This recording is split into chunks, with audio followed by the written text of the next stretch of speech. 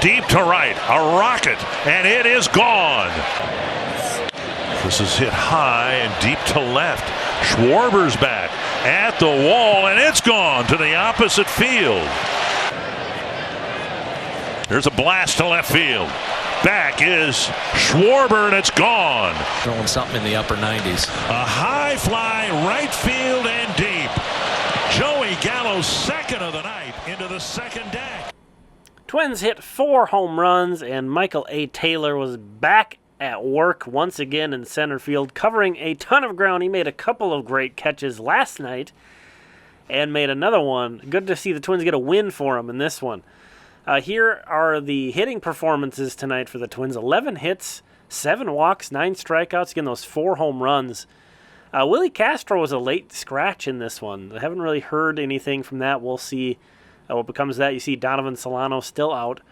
Pablo Lopez, though, was kind of the headliner to me, facing a really good, really hot Phillies lineup. He goes 6 innings, 4 hits, no runs, 1 walk, 7 strikeouts, lowering his ERA to 3.66 on the season.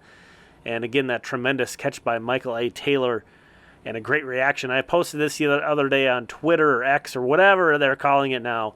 That's Pablo Lopez's Baseball Savant page coming into this one. All sorts of red. This guy is a beast. Again, a tremendous start out of him. Griffin Jacks gives up a run, but Thielbar and Balazovic have scoreless outings out of the bullpen.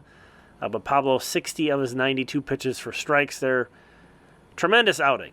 Again, I really believe in this guy. I was talking actually just yesterday in the comments on the channel that I would do that trade again. I would. I missed Luis, but I'd do it again. Anyway, moving on to St. Paul. Here we have Yunior Severino takes a huge cut, as he often does, there for the second strike, but takes a timeout. I'm fascinated with this kind of new strategy, and obviously these look good when the immediate next pitch is a good outcome. But we're going to go ahead and tally that up in the scorecard as a good timeout for Yunior Severino. He gets a double on that one, but that was a bullet. A 2-out double there to score a run. Huge. So, we'll give him some credit there. Moving to Double-A Wichita, I want to talk about Yoyner Fajardo once again, a guy who was a minor league free agent the Twins picked up. He was in Pittsburgh's system. Here he singles in the first. Sets the tone of this entire game, really. Single steals second base.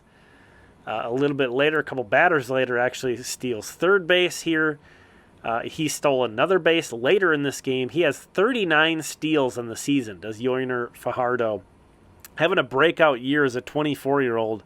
First year in the Twins system, playing in Double-A, a corner outfielder. And here he scores on a base hit. But the Wind Surge scored 13 runs tonight with no homers. That's hard to do. 13 runs and no home runs. Moving over to Cedar Rapids, and here's Carson McCusker, who had been with Fort Myers for a while. Look at this guy's 6'8". He's a good head above that umpire there. 6'8", 25 years old. Guy who was drafted out of high school by the Brewers but did not sign. Went to college, went and played in the Frontier League, an indie ball league, for 3 seasons before finally getting an affiliated league look here with the Twins. 25 years old. This is the first time he's been in the affiliated minors. This is his second home run for Cedar Rapids, his 9th homer since joining the Twins org, and his 26th homer of the season if you include his indie ball.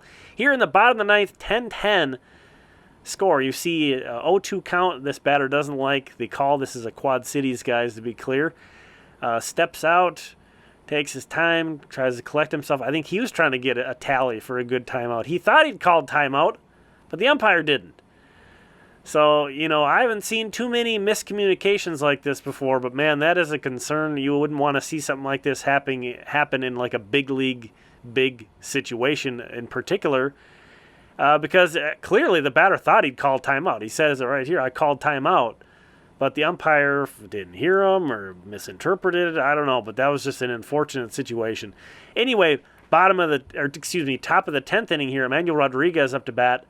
Bases loaded for the Colonels, and he strikes out against a tough lefty.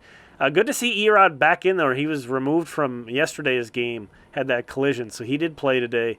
Unfortunately, strikes out with the bases loaded there, and then the first batter of the bottom of the 10th inning blasts one to that Ferris wheel and it's a walk-off loss for Cedar Rapids. They lose 12-10.